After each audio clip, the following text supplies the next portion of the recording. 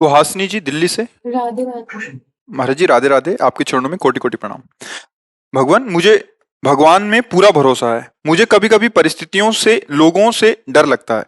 लोगों की बोली हुई बातों को मैं अपने मन में से निकाल नहीं पाती। इस वजह से मन में विचारों की एक चैन सी बनी रहती है, जिसके कारण मन बहुत घबराता है और बहुत दुख पाता है। तो मैं इस अवस्था में कैसे विजय इसमें प्राप्त क्या करूं? है कि विवेक की कमी है।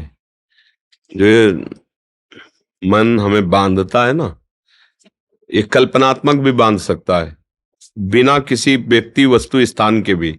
ये बिना किसी के भी ये भय की रचना कर सकता है अंदर ही अंदर। ये बिना किसी बात के भी बात रचना कर सकता। अगर ऐसा हो गया तो फिर तो जीना मुश्किल हो जाएगा। फिर क्या वो, मतलब आपको ऐसे विषाद में पैदा कर देगा जहां कोई अवसर नहीं विषाद का, वहां भी विषाद करा देगा, क्योंकि विवेक नहीं है। अगर विवेक है तो फट से काट देगा। जहां वो चैन बनाना चाहेगा ना, फट से काट देगा। अगर ऐसा होगा तो भगवान है ना, वो रक्षा करेंगे। अगर ये नष्ट हो गया तो दूसरी व्यवस्था करेंगे। अनंत ब्रह्मांडों की रक्षा करते हैं हमारे सर्व समर्थ भगवान है, वो तुरंत काट लेगा। अब इतना आश्रय है नहीं, सत्संग का अभी रंग चढ़ा नहीं, तो विवेक रूपी कैंची सही है नहीं, तो काट नहीं पाते। अगर विवेक एक क्षण में कट जाएगा, कोई कोई घंटा में काट पाता है, कोई दिन में, कोई जीवन भर बनाए रखता है। ये वही आदमी है जिसने मुझे गाली दिया था, जीवन भर बनाए रखता है, और कोई एक सेकंड में काट दिया। ना ना, इसका कोई दोष नहीं है। मेरे किसी अवगुणों का सुधार करने के लिए, पाप का नाश करने के लिए भगवान इसे प्रेरित करके गालियां दिला रहे हैं। मंगल भवन है, जो कर रहे हैं अच्छा है, प्रभु निकल। विवेक ने क्या किया? और अगर विवेक नहीं, हमने तो कुछ बिगाड़ना नहीं था, इसने गाली दिया। कभी तो अवसर आएगा जब मिलोगी जिंदगी में, तो तुमने 10 दिए ना, 100 देंगे तुम्हें। अब वो पकड़े बैठा हुआ है। अब विवेक है तो एक सेकंड में काट दिया। तो ये जो चिंतन है, ये तभी सुधरेगा जब भगवत चिंतन हो। इसीलिए हम कह रहे हैं, सबको अगर सुख की चाह है तो नाम जप करो, दूसरा उपाय कोई नहीं है। ये तुम्हारे किसी के आशीर्वाद से, फल फूल देने से, जंतुर मंतुर बांधने से कुछ नहीं। राधा राधा राधा राधा, अच्छे आचरण करो। कोई भी तुम्हारे साथ जो प्रतिकूल व्यवहार कर रहा है तो भगवान देख रहा है। जहां तक हो तहां तक अपनी बुद्धि से उससे बचने का उपाय करो। नहीं है तो ऐसे हो जाओ, हे भगवान आप देख लो, हम तो असमर्थ हैं, तो बहुत समर्थ हैं, वो सब देख लेंगे। भय क्यों करना है? अगर हम भय करते रहेंगे तो इसका मतलब भगवान का आश्रय नहीं है। भगवान के आश्रित में निर्भयता बढ़ती है कि यार हम अकेले जा रहे हैं, अगर कोई मिला मारा तो वही भगवान है ना, हमारी रक्षा कर लेंगे। और निश्चित आपने विश्वास किया है, भगवान रक्षा कर लेंगे। अगर कोई भारी से भारी समस्या है, तो भगवान के लिए कोई समस्या है क्या? तो बस अगर भगवान का आपने आश्रय नहीं लिया तो सब समस्या ही समस्या है। जिसको हम पति कहते हैं, प्राण प्रिय कहते हैं, वो ऐसी परिस्थितियों में उसकी बुद्धि हो जाती है कि अपने परिवार को जहर दे देता है। ऐसी परिस्थिति प्रकट हो जाती है कि जो प्रिय से प्रियजन है वो संबंध विच्छेद कर लेते हैं। जिनके सहारे हमने जीवन काटने की कोशिश की, वही हमें छोड़ देते हैं। ये क्या है? फिर भय ही तो है ना। अगर भगवान का आश्रय, सब में भगवान का भाव करो, तो अगर ऐसी स्थिति भी आएगी तो आपने भगवान को पकड़ा है। जैसे मीरा जी के पति राणा जी का शरीर पूरा हुआ, उनसे कहा आप अपना सुहाग उजाड़ो। नहीं, हमने इनके लिए सुहाग भरा ही नहीं था, ये तो श्री कृष्ण के लिए था। हमारे गिरधर अविनाशी, इसलिए मेरा सुहाग अविनाश। बस तो कोई, अब बिना भगवान के आश्रय, मेरी जो हृदय की बात और संतों की बात और शास्त्रों की बात, बिना भगवान के किसी को स्वप्न में भी सुख नहीं मिल सकता, पक्का समझ लो।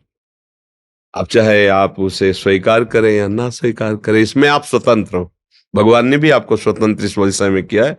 अगर आप स्वीकार करो तो ठीक है, ना स्वीकार करो तो दूसरा भी भाग है, वो तो स्वीकार करना ही होगा। अधर्म आचरण करोगे उसका दंड मिलेगा आपको, यहाँ से लोग परलोक सब मिले, वो तो स्वीकार करने की जरूरत नहीं, तो मिलेगा ही। अगर इधर स्वीकार कर लिया तो वो नष्ट हो जाएगा, तुम्हें आनंद की प्राप्ति होगी। बस ये बात समझना है। उमेश जी दुबई से। महाराज जी आपके चरणों में दंडवत प्रणाम।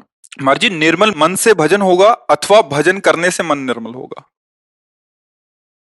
मन की मलिनता को पहले समझो, किसे कहते हैं। मन का मल क्या है, पता चला है तुम्हें अभी तक? भाई, निर्मल और मलिन तभी तो आप उस विषय को जान सकते हो। पहले मल को जानो ना। ये होने पर मलिन कहा जाता है, और ये ना हो तो उसे निर्मल कहा जाता है। किसे जानते हो आप? मल किसे समझते हो? जो मन में विकार है। हाँ ठीक है। जो देह भाव से युक्त होकर मन इंद्रियों के साथ भोगों में विचरण करता है, इसे मलिनता कहते हैं। अगर वही धर्मयुक्त विचरण करे और नाम जप शुरू करो तो फिर जपते जपते ये विकार नष्ट हो जाएंगे और मन इच्छा रहित हो जाएगा, संकल्प रहित हो जाएगा। संकल्प रहित मन को ही निर्मल मन कहते हैं। जिसके मन में कोई भी भोग की चाह नहीं है उसे निर्मल मन कहते हैं। और भोगों की मान प्रतिष्ठा बड़ाई आदि आदि आदि ये सब चाह जितनी है प्राकृतिक, ये सब मल है, क्योंकि ये है नहीं। और इसमें हम सत्यत्व भाव करके तो असत को स्वीकार करना ही मल है। वही बार बार हमारे को प्रभु के समीप होने पर भी ढके हुए दूरी महसूस करवा रहा है। बार बार जन्म, बार बार मरण, बार बार बंधन। ये काम, क्रोध, लोभ, मोह, मद, मत्सर, ये सब मल के अंतर्गत आता है। इनसे रहित होने की सामर्थ्य नाम जप से प्राप्त होती है। तो हम लोग तो सब फंसे हुए हैं शरीर भाव में। तो जब हम खूब नाम जप करें तो धीरे धीरे धीरे धीरे हमारी बुद्धि पवित्र होगी। पर इन दोनों के पहले स्वीकार करना होगा कि मैं प्रभु का हूं। ये सबसे पहले बात स्वीकार करनी होगी। अगर ये स्वीकार नहीं किया तो सब कुछ करते हुए भी निर्मलता आनी असंभव है, क्योंकि उसमें सकामता बनती रहेगी। जब मैं शरीर हूं और मेरे संबंधी हैं तो साधन नाम का होगा और साध्य संसार होगा, भोग सामग्री, धन, सुख, निरोगता आदि आदि आदि। तो फिर मन मलिन ही रहा, उसे निर्मल मन नहीं कहते। जब निर्मल मन उसे कहते हैं केवल सत्य वस्तु, सच्चिदानंद प्रभु की प्राप्ति की केवल चाह, सब चाहे खत्म हो गई। अब वो निर्मल जनमन सो मोह पावा, मोह कपट छल छिद्र न भावा। बस ये है, फिर वो मन निर्मल हो जाता है। मैं प्रभु का हूं जैसा भी हूं, और खूब नाम जप, और जो निषेध किया गया है उसे ना करें तो धीरे धीरे मन हमारा शांत हो जाएगा, निर्मल हो जाएगा। तो जैसे निर्मल जल हो और हलचल रहित हो तो उसके नीचे की वस्तु दिखाई देती है ना, ऐसे ही मन के तह में जो विराजमान तत्व है वो आत्म तत्व, वो भगवान है। वही समझ में, तभी भगवान ने कहा इंद्रियाणाम मनस्यास्मि। तो जैसे जल गंदा हो और चंचल हो तो उसकी तह में जो वस्तु विराजमान वो हमें समझ में नहीं आती है। तो ऐसे ही मन निर्मल हो जाने पर फिर किसी को कहने की जरूरत नहीं, वही परमात्मा साक्षात्कार उसे हो जाता है। जी केशव गोस्वामी जी हरिद्वार से। राधा राधा। जी जी। महाराज जी, अखंड भजन या अखंड स्मृति जिसको सभी संतों ने सर्वोच्च अवस्था माना है, देव ऋषि भी नारद जी ने भी जिसको अव्यवृत भजनात् कहा है, वो अवस्था आपके अनुसार कैसे प्राप्त हो? तदर्पिता अखिलाचारिता, देवर्षि नारद जी। तदर्पिता अखिलाचारिता, सारे आचरण भगवत समर्पित होने चाहिए। सारे आचरण तो उसमें आ गया आपका अंतःकरण भी, आपका कारण शरीर भी और स्थूल शरीर भी। इसको सूक्ष्मता से समझो। स्थूल शरीर के द्वारा बाह्य क्रियाएं होती हैं, और क्रियाओं के पहले अंतःकरण में संकल्प और चिंतन होता है, और संकल्प और चिंतन स्वभाव के अनुगत होता है। स्वभाव को कारण शरीर कहते हैं, अंतःकरण को सूक्ष्म शरीर कहते हैं, पांच भौतिक शरीर को स्थूल शरीर कहते हैं। समझ रहे ना?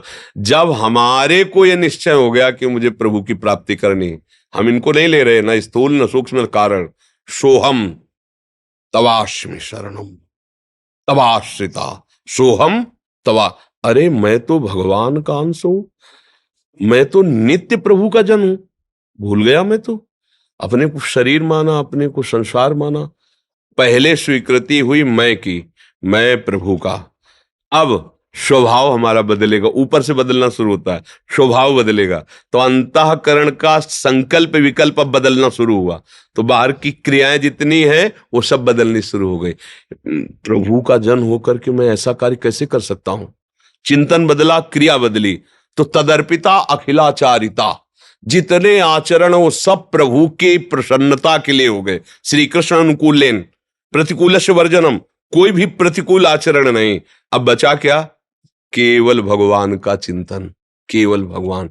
अखंड स्मृति का मतलब केवल बराबर माला चलाना नहीं होता, एक एक वृत्ति।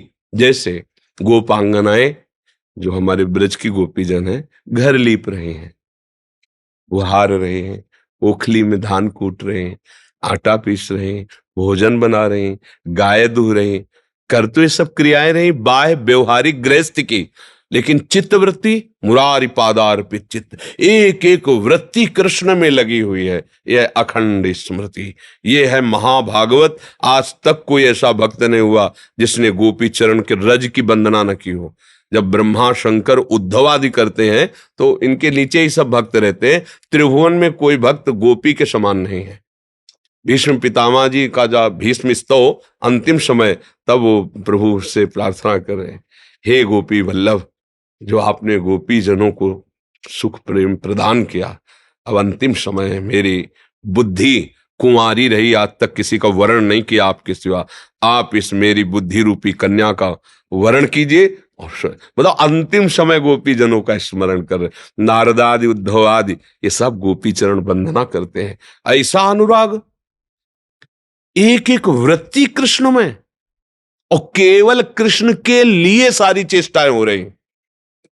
गाय दूरे तो मीठा दूध हो, मीठा दही जमे, मक्खन अच्छा निकले, और मेरे प्यारे आवे, और जैसे मैया से लड़के छीन के पाते हैं वैसे पावे, या चोरी चोरी पावे, और मैं छुप करके देखूं, फिर दौड़ के जाऊं और उन्हें पकड़ूं, फिर वो डरते हुए दिखाई दे, ये मुझे सुख चाहिए। वो ऐसे ही भगवान आते, भगवान माखन चोरी, कुंड भरे बाबा के, कुंड, वहां दही दूध रखने के लिए बाल्टी और कलश नहीं थे, कुंडों में रखा जाता था, लाखों कमे लाके ये भक्तों।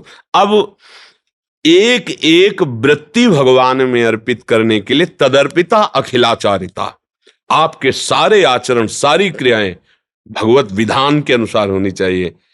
कार्याकार्यो व्यवस्थितो तस्मात् शास्त्रम प्रमाणम ते, शास्त्र के अनुसार श्री कृष्ण ही तो गीता गायन कर रहे हैं। हमारे गुरु, हमारे प्रीतम, हमारे प्राणाराध्य श्री कृष्ण हैं, और उनकी पसंद है कि ऐसे चलो, हम वैसे चलने लगे तो स्वयं में वो कृपा करेंगे। पूरी गीता सुनने के बाद अर्जुन को क्या फल मिला? नष्टो मोहा, बस यही तो आप पूछ रहे हैं ना, स्मृति लब्ध्वा, पूरी गीता सुनने के बाद मोह का नाश हुआ और अखंड स्मृति प्राप्त हो गई। मामन स्मर युद्ध च, मेरा सतत स्मरण हो और अपने कर्तव्य का पालन करो। ये अखंड बैठ करके माला चलाया और चिंतन विषयों हो रहा है, अभी बात नहीं बनी। फावड़ा चला रहा है और राम राम हरि हरि कृष्ण कृष्ण बोल रहा है, बड़ा महात्मा है, बहुत बड़ा महात्मा है। घर परिवार का, अतिथि जनों का, साधु महात्माओं का सेवन कर रहा है। भगवान, मैं तो नीच आदमी हूँ, बहुत बड़ा महात्मा है वो हृदय में, थोड़ा भी गर्व है, मैं तपस्वी, मैं भजनानंदी हूँ, अभी बात नहीं बनी। बस एक एक वृत्ति प्रभु में चली जाए, कहीं अहंकार न रह जाए, कहीं क्रिया का कर्ता न रह जाए, कहीं किसी क्रिया का भोक्ता न बने, सिद्ध स्थिति आ गई। पर इसके लिए बहुत अभ्यास की जरूरत है और महापुरुषों के संग की जरूरत है।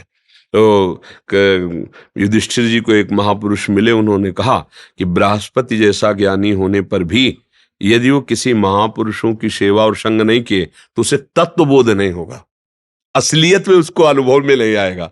इसीलिए संत महापुरुषों का समागम किया जाता है कि उनकी अनुभूति से जब वो बोलते हैं तो वो बात हमारे हृदय में चढ़ बैठती है, सुनना सुनाना नहीं रहता, जैसे वो भूत का आवेश हो जाए, वो जबरदस्ती हमसे वही कराती है।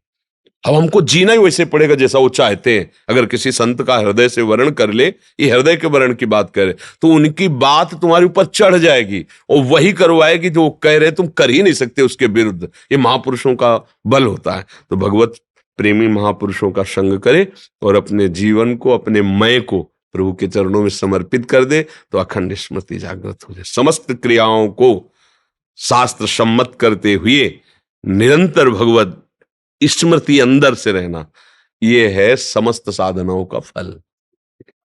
सुनीता कुमारी जी बनारस से। राधे राधे महाराज जी, आपके चरणों में कोटि कोटि प्रणाम।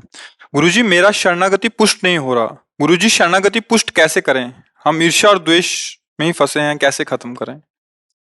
पहले शरणागति के लिए हमें तैयार होना चाहिए। शरणागति बहुत बड़ी स्थिति है, इसे साधारण न समझा जाए। शरणागति एक बहुत बड़ी स्थिति है। शरणागति और भगवत प्राप्ति ज्यादा दूर की बात नहीं है। शरणागति प्रारंभिक वचन से शुरू होती है हे नाथ हे कृष्ण मैं आपका हूं, ये वचन से।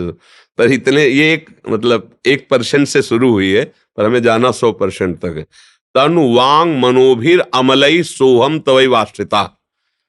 शरीर से, मन से, वाणी से और स्वयं से अमलई कोई चाह नहीं, केवल आपकी चाह।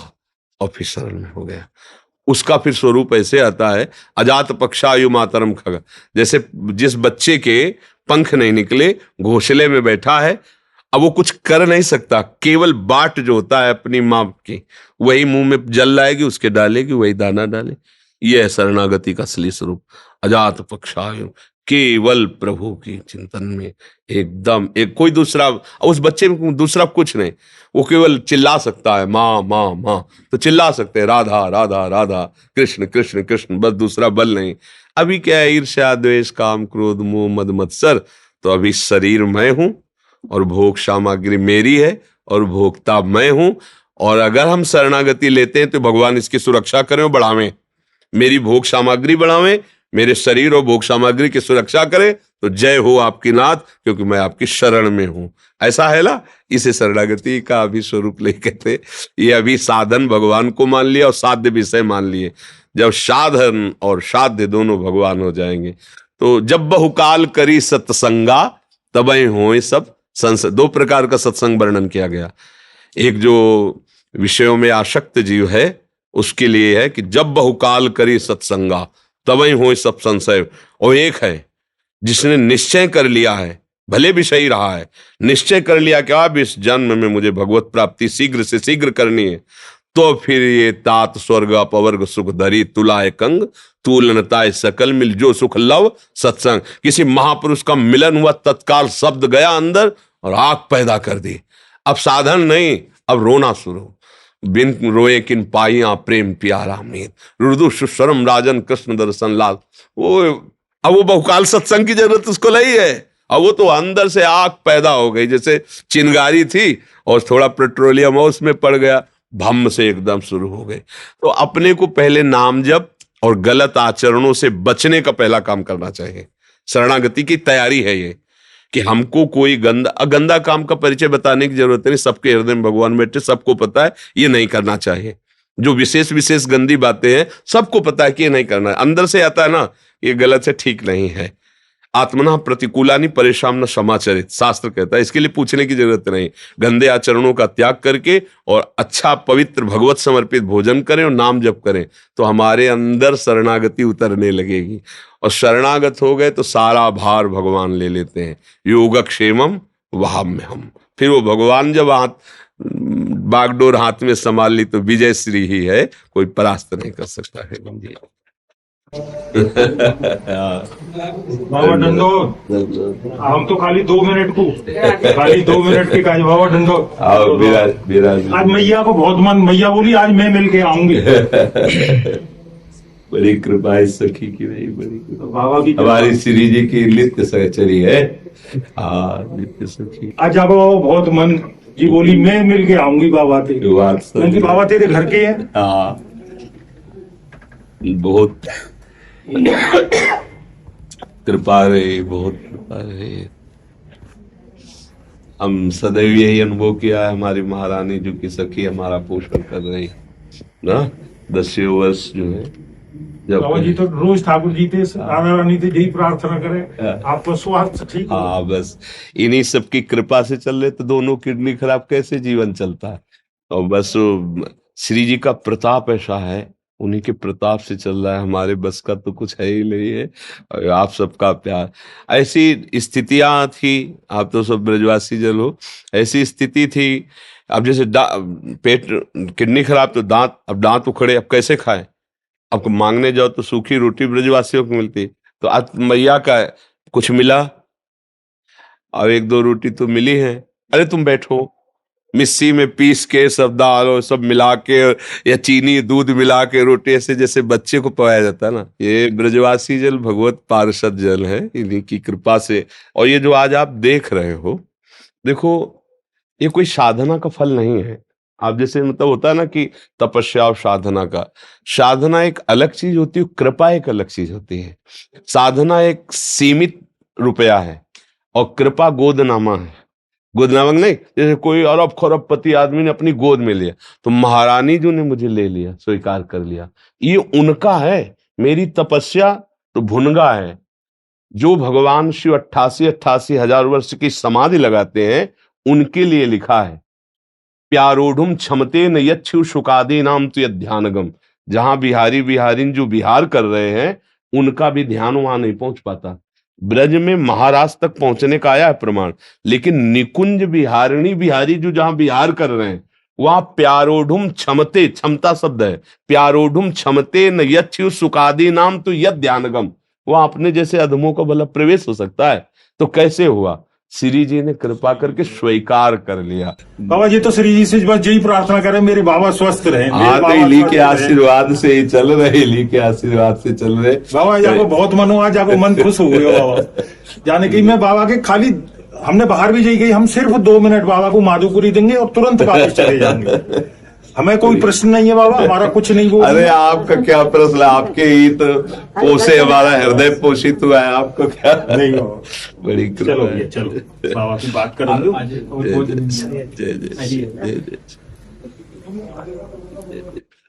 बड़ी कृपा, बस यही अपनापन बनाए रखना कि हम जैसे भी आपके हैं। हमारे पिताजी बाबा 1 मिनट को खाली दिए, ये कहते हैं आपके पास कोठी है, बंगला है, सब कुछ है, आपके जीवन में संत नहीं है ना, तो आप कुछ नहीं है। बिल्कुल। और जिसके जीवन में संत है बाबा, उसके लिए सब कुछ है। बिल्कुल। तो हमारे जीवन में तो संत है बाबा। बाबा डंडो डंडो बाबा। चलो राधे श्याम। जय श्याम।